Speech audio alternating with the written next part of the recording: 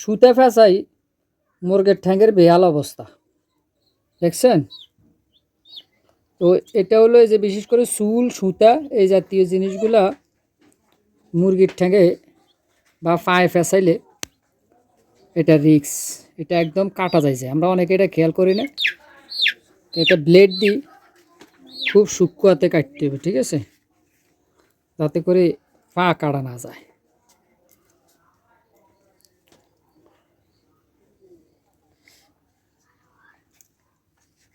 আর যদি দেখেন বেশি গর্ত হয়ে গেছে এই জায়গাটা একটু বায়োডিন ক্রিম লাগাই দিবেন। বায়োডিন এটার অবশ্য তো কাটা যায় নাই, এখনও দেখা যায় ভালোই আছে, এমনি ফুলি গেছে আর কি।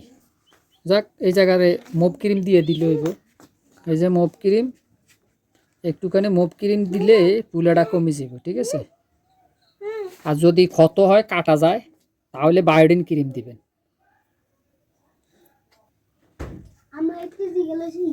এই যে এটা হলো মোভ, এই যদি ফুলি যায় এটা দিবেন, আর যদি কাটা যায় তাহলে বায়োডিন দিবেন, ঠিক আছে। আপাতত ভালো হয়ে যাবে, এটা আর ওষুধ টষুধ দেওয়ার দরকার নেই।